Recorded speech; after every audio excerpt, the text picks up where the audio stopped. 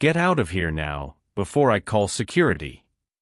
The manager's shrill voice echoed through the Fifth Avenue convenience store, causing all the customers to turn and stare. Jamal Washington, only 10 years old, stood his ground in front of the counter, clutching the hard-earned 20 cents in his small hand. His bare feet contrasted starkly with the shiny marble floor of the most expensive store in Manhattan's upscale neighborhood. "Please, ma'am," his voice trembled, but not from fear, from sheer determination. "My little sister is hungry. She's only 6 months old and she won't stop crying.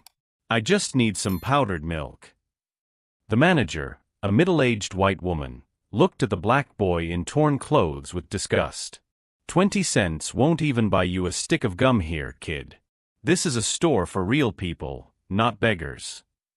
At that moment, the doorbell rang and Theodore Blackstone, a billionaire real estate mogul, walked in wearing a $3,000 suit. He had stopped by just to buy some imported water after leaving a meeting where he had just closed a $50 million deal.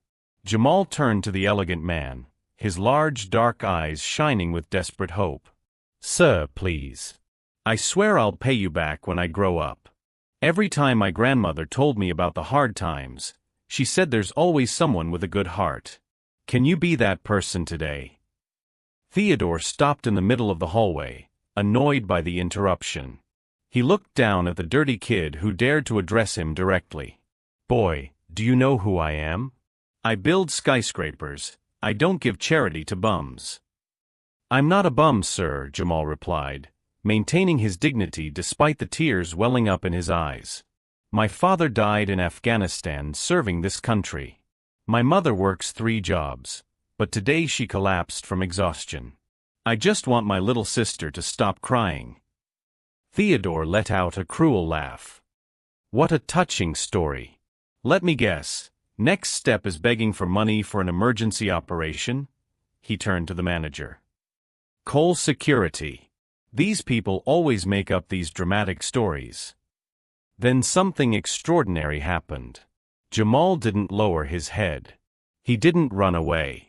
Instead, he stared intently into Theodore's icy blue eyes and said with a serenity that startled everyone present, "You will remember this day for the rest of your life. And when you do, you will understand that you wasted a chance to meet the person who could have changed everything." Theodore furrowed his brow, intrigued in spite of himself. There was something in those childish eyes he couldn't quite figure out, a quiet strength that seemed far too old for a 10-year-old. As security approached to remove Jamal, he held on tightly to his 20 cents and made a promise that would echo for the next 15 years. "I swear I'll pay you back when I grow up. And you'll find out that underestimating someone based on their appearance is the most expensive mistake you can make." If this story of childlike determination and promises that change destinies has piqued your curiosity, subscribe to the channel to find out how 20 cents and a seemingly impossible promise turned into the most unexpected turnaround Wall Street has ever seen. Security arrived in seconds, 2 mountains of muscle in black uniforms that looked like they had come out of an action movie. "Come on, kid, get out," said the biggest one, already reaching out to grab Jamal's arm. "Wait," Theodore raised his hand, a cruel smile forming on his lips. "Let him stay a little longer. I want to have some fun." He approached Jamal, his Italian shoes shining like mirrors. "You said your father died serving his country? How touching. And your mother works 3 jobs? Let me guess, cleaner, babysitter, and, what else? Hot dog vendor." The other customers in the store began to form a small circle, some discreetly filming with their cell phones. The manager crossed her arms, clearly enjoying the spectacle. Jamal kept his head up. "My mother is a night shift nursing technician, works at a clothing store during the day, and cares for the elderly on weekends. She barely sleeps 4 hours a night to support us." "What an inspiring story," Theodore laughed, pulling a $100 bill from his wallet. "I'll make you a deal. You get down on your knees, right here in front of everyone, and apologize for bothering me. Maybe I'll consider giving this bill to your hard-working family." The silence in the store was deafening. Even the security guard seemed uncomfortable with the unnecessary cruelty of the situation. Jamal looked at the bill, then at the expectant faces around him. His little sister was at home, crying from hunger. His mother had collapsed from exhaustion after working 16 hours straight. For a moment that seemed like an eternity, Jamal hesitated. Theodore smiled, thinking he had broken the spirit of this insolent child. See? In the end, everyone has their price. Then Jamal did something no one expected. Instead of kneeling, he took a step back and said in a voice that didn't waver once, "My father didn't die so I could kneel before little men." Theodore's face darkened instantly. "What did you call me?" "You heard me," Jamal replied, putting his 20 cents in his pocket. "My father was Sergeant David Washington, 2nd Infantry Division. He taught me that a man is measured by his character, not the size of his bank account. And from what I can see, you're the poorest man I've ever met." The crowd murmured, some visibly impressed by the boy's courage. Theodore felt his authority being publicly challenged, something he would never tolerate, especially from a 10-year-old kid from the projects. "You don't know who you're talking to, kid," Theodore leaned in, his voice low and threatening. "I can destroy your family's life with one phone call. Where does your mother work? At the Metropolitan Hospital? One word from me to the board of directors, and she loses her job tonight." Jamal felt a chill run down his spine, but he didn't show it. He had learned early on that predators smell fear and feed on it. "You can try," he said calmly. "But then you'd have to explain why you care so much about a 10-year-old boy who just wanted milk for his sister." Theodore laughed, but there was nervousness in his voice. "No one's going to believe a bum like you over me." "Maybe not," Jamal agreed, looking around at the people who were still filming. "But we live in interesting times, don't we? Everyone has a camera in their pocket, and the internet has a long memory." For the first time since the conversation began, Theodore looked genuinely concerned. He glanced quickly at the cell phones pointed in their direction, calculating the potential damage. A viral video of a billionaire humiliating a poor kid could destroy years of image building. "You, stop filming immediately," he yelled at the crowd, but it was too late. At least 5 people had captured the entire interaction. Jamal watched Theodore's change in behavior with scientific interest. It was fascinating to see how powerful men turned into cowards the moment their actions faced real consequences. "You know Mr. Blackstone," Jamal said, pronouncing the name with perfect precision, something that made Theodore realize that the boy had known exactly who he was from the beginning. "I'm really going to pay you back when I grow up. But maybe not in the way you think." As the tension grew in that moment, no one in that elegant setting could have predicted that they were witnessing the first meeting between 2 men who, over the next 15 years, would become the protagonists of one of the most impressive turnarounds Wall Street had ever seen, where every cruel word spoken that day would become fuel for a revenge that would completely redefine the concept of social justice in the United States. What happened after that confrontation in the convenience store was something no one could have predicted, especially Theodore Blackstone. Margaret Patterson, an investigative journalist for the New York Times who was in the store buying coffee, had filmed the entire interaction. At 52, with 3 decades of experience exposing corporate scandals, she immediately recognized the systematic cruelty she had just witnessed. "Kid," she approached Jamal when he finally left the store, still empty-handed. "What's your name?" "Jamal Washington," he replied, discreetly wiping his eyes. Even at only 10 years old, he had learned that showing weakness on the street was dangerous. Margaret opened her wallet and took out $50. "That's enough for milk and diapers for a week. But I want you to promise me one thing. Never forget that man's name, and never let anyone convince you that you're worth less than he is." As Jamal ran home with his groceries, Margaret called her editor. "I need a full background check on Theodore Blackstone. Something tells me today wasn't the first time he stepped on someone for pure pleasure." Across town, Theodore had already forgotten all about the incident. For him, humiliating a poor kid had been nothing more than a passing entertainment before his meeting with Japanese investors. What he didn't know was that Margaret Patterson specialized in destroying men just like him. In the days that followed, While Theodore closed million-dollar deals and dined at elite restaurants, Jamal came home from school and took care of his little sister Diamond while his mother, Keisha, worked double shifts at the hospital. The one-bedroom apartment in the Bronx was small, but there was something Theodore could never buy with all his billions: the unconditional love that filled that space. "Son," Keisha said one night as she rocked Diamond to sleep, Mrs. Patterson called again. "She wants to know if you'd like to participate in a tutoring program for gifted children." Jamal looked at his mother in surprise. Gifted? She said she talked to his teachers. Apparently, his IQ is in the top 5% in the country. Keisha smiled proudly. "Your father always said you had something special in your head." What Margaret had discovered about Theodore during her investigations was disturbing. 3 sexual harassment lawsuits settled out of court. Dozens of families evicted from properties he bought below market value through questionable tactics. A consistent pattern of abuse of power that spanned decades. But what struck Margaret most was discovering that Theodore had used political connections to prevent a public school from being built in the Bronx, because it would have decreased the value of his properties in the area. Hundreds of children like Jamal were forced to attend overcrowded schools because of the greed of a man who would never notice a few $1,000,000 missing from his bank account. "Mom," Jamal said one night as he studied advanced math with books Margaret had sent him, "can I ask you a weird question?" "Sure, baby." If someone does something really wrong to a lot of people, but they have enough money to never get punished, does that mean they'll always get away with it? Keisha stopped folding clothes and looked at her son. There was an intensity in his eyes that worried her, not because it was dangerous, but because it was too mature for a 10-year-old. "Why are you asking that?" "Just curious." Jamal went back to his studies, but Keisha noticed that he had started writing things down in a special notebook he kept hidden under his mattress. Meanwhile, Theodore continued his privileged life, completely oblivious to the fact that his actions in that store had planted a seed that would grow in unimaginable ways.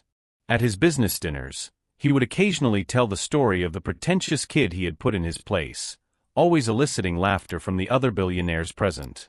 "You should have seen the look on his face when I offered him $100 to kneel down," Theodore laughed, toasting with $3,000 champagne. "These kids from the suburbs need to learn early on where they belong in the world." What Theodore couldn't imagine was that Margaret Patterson had documented not only his cruelty to Jamal, but also these subsequent conversations through sources within his social circle. Every arrogant comment, every display of contempt for human dignity, everything was being carefully catalogued. Jamal, meanwhile, had discovered something fascinating at the public library. After researching Theodore Blackstone, he found articles about other businessmen who had been exposed for corruption and abuse of power. He studied each case meticulously, analyzing how they had been brought down, what evidence had been used, what their weaknesses were. "Interesting," he muttered to himself as he read about a billionaire who lost everything after compromising emails were leaked. Powerful men always make the same mistakes. They think they're untouchable. In the notebook hidden under his mattress, Jamal began writing what he called Project Justice. It wasn't a childish plan for revenge, it was something much more sophisticated. A strategic analysis of how a poor boy could eventually bring down an empire built on cruelty and corruption. Margaret visited the Washington family regularly, always bringing books and educational opportunities for Jamal. On one of these visits, she noticed the notebook lying open on the kitchen table. "May I ask what you're writing there?" Jamal hesitated for a moment, then decided to trust her. "I'm studying powerful men who have done wrong. I want to understand how they managed to escape the consequences and," he paused, "how some end up getting punished anyway." Margaret smiled slowly. She had worked with many adults who didn't show half the strategic determination she saw in those 10-year-old eyes. "You know, Jamal, there's a difference between revenge and justice. Revenge is emotional and usually hurts those who seek it. Justice is patient, intelligent, and benefits society as a whole." Which would be more effective against someone like Mr. Blackstone?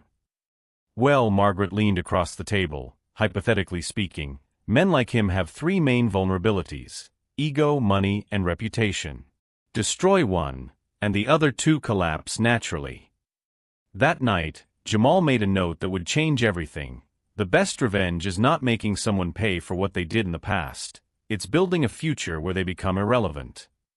What no one in that small Bronx apartment could have imagined was that this conversation had just set in motion the most ambitious plan for social upheaval Wall Street had ever seen. A plan that would take exactly 15 years to complete, and that would transform a humiliated boy in a convenience store into the most powerful man in Manhattan. And Theodore Blackstone? He continued to toast at expensive dinners, telling his story about putting a kid in her place, with no idea that every arrogant laugh was sealing his own fate. 15 years later, the Blackstone building on Park Avenue was bustling with frenetic activity. Theodore, now 60 years old and completely gray-haired, watched nervously from the window of his office on the 50th floor. In recent weeks, strange rumors had been circulating through the corridors of Wall Street about a federal investigation involving his real estate operations. Mr. Blackstone, his secretary, appeared at the door, visibly shaken. "The FBI is here. They have search and seizure warrants." Theodore felt the blood drain from his face. "What do you mean? For what?" Before she could answer, 3 federal agents entered the office, followed by a figure who made Theodore stumble over his words. A 25-year-old black man, impeccably dressed in a navy blue suit, carrying a leather briefcase and wearing a smile that Theodore recognized instantly. "Mr. Blackstone," the young man said, extending his hand. "Jamal Washington, federal prosecutor specializing in financial crimes. I believe we've met." Theodore stared into those same determined eyes he had seen 15 years earlier in a convenience store. His mind raced, trying to process the impossibility of the situation. You're that kid who promised to pay you back when he grew up," Jamal finished calmly. "Well, Mr. Blackstone, it's time to pay up." The agents began confiscating computers, documents, and files as Jamal opened his briefcase, revealing an impressive stack of meticulously organized evidence. "For the past 15 years, I've studied your company's every move. Every offshore account, every bribe to city council members, every family illegally evicted from properties you bought below market value through intimidation."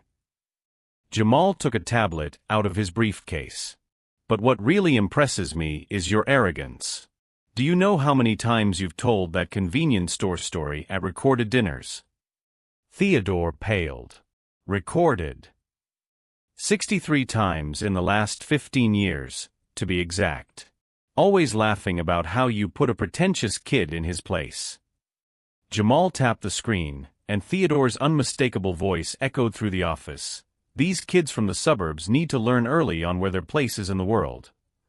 Margaret Patterson, from investigative journalism, has been very helpful in documenting your philosophical expansions over the years. Oh, she's fine, in case you're wondering.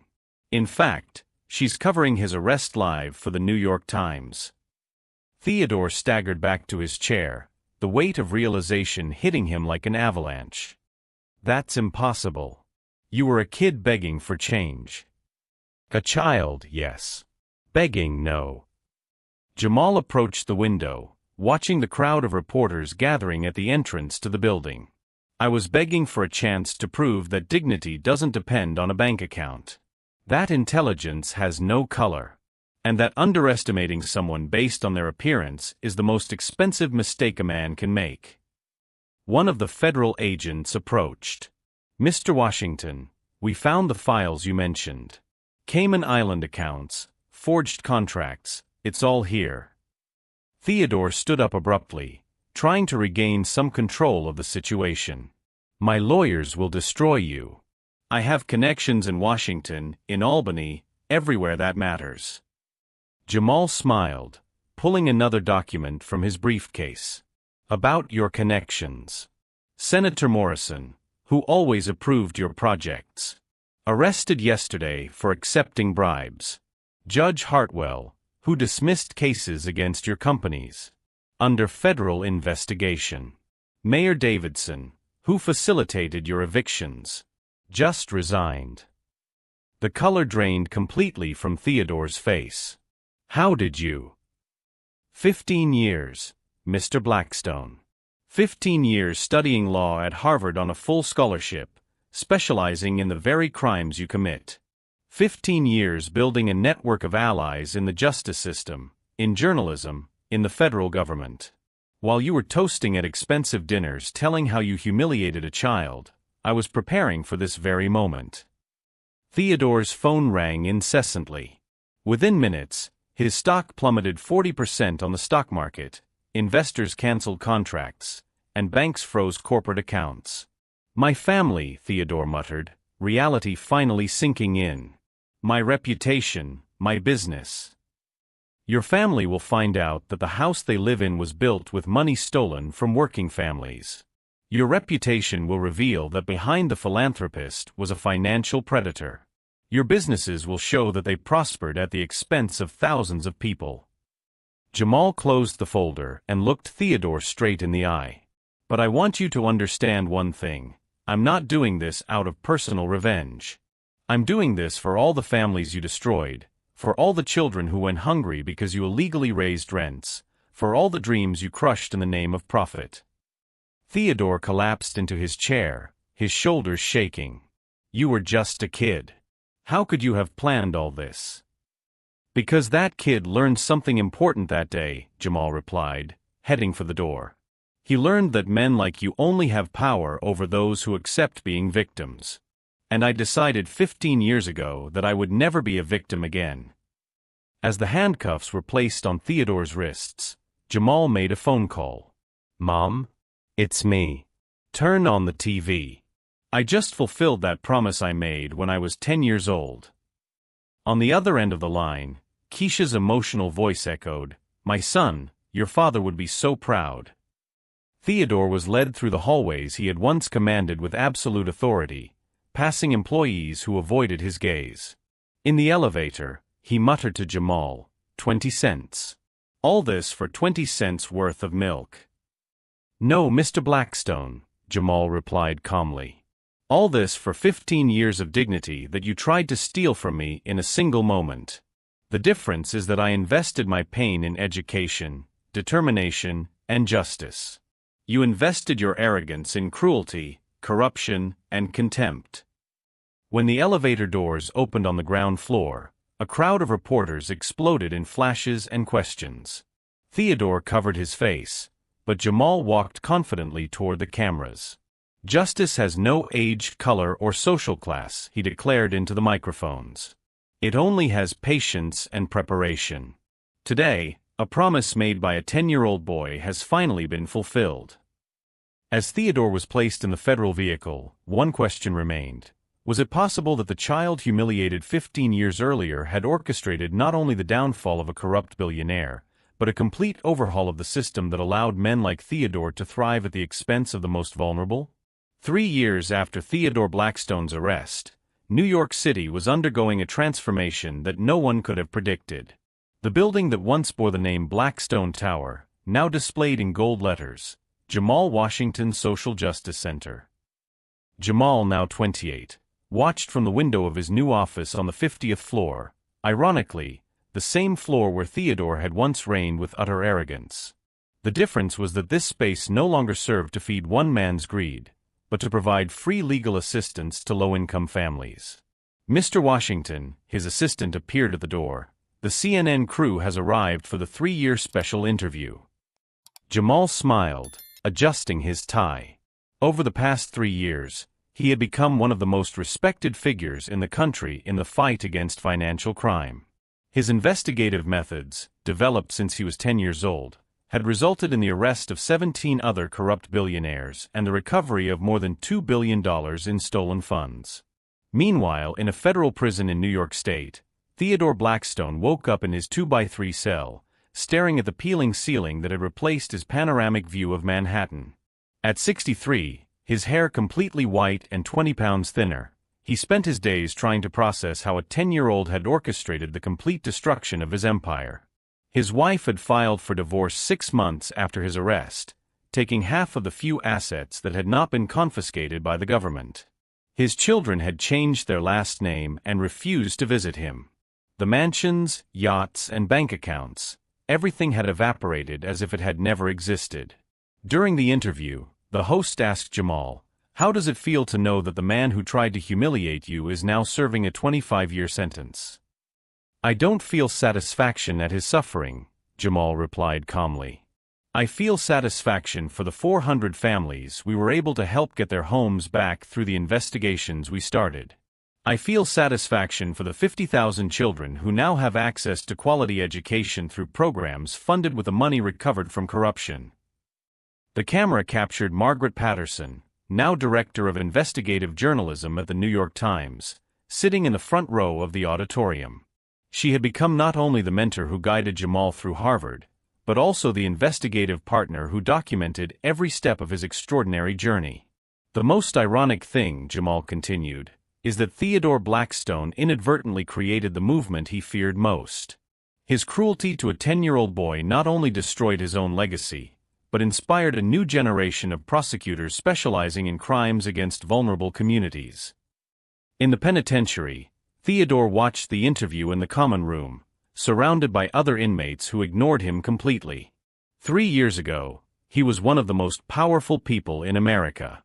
Today, he was just another number in an orange uniform, whose only relevance was to serve as an example of what happens when abuse of power meets true justice.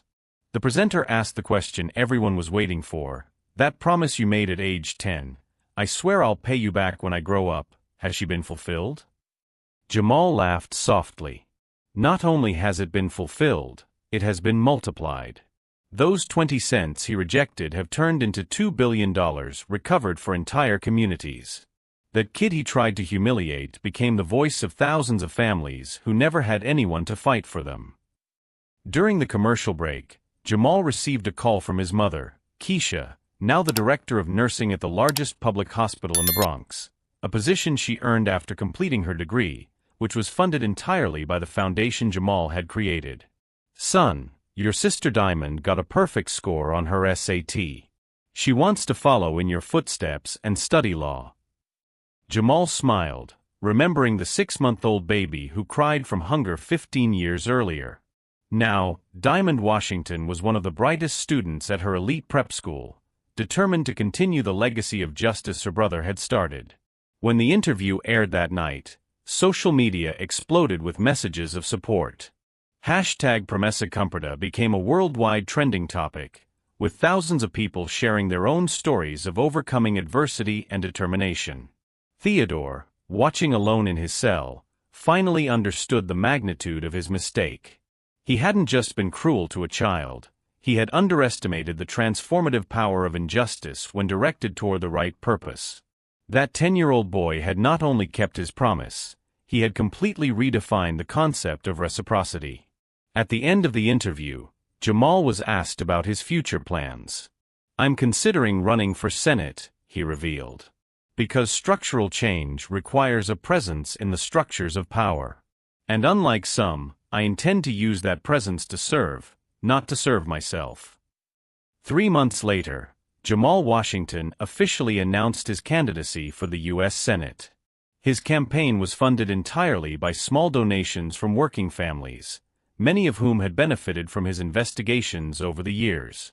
Theodore, who had once controlled senators with bribes and blackmail, watched on the news from prison as the child he had despised rose to the highest political power in the country, carried by the genuine gratitude of millions of people.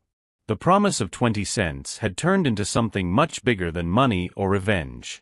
It had become a social justice movement that would span generations. Jamal Washington had proven that the best way to pay someone who tries to destroy your dreams is to build a reality where such people become completely irrelevant. He turned humiliation into education, anger into determination, and a childhood promise into the foundation of a legacy that would forever change the way America treats its most vulnerable citizens. If this story of transformation and justice has touched your heart, subscribe to the channel for more stories that prove that true revenge isn't destroying those who hurt you, but building something so great that they become just a footnote in your success story.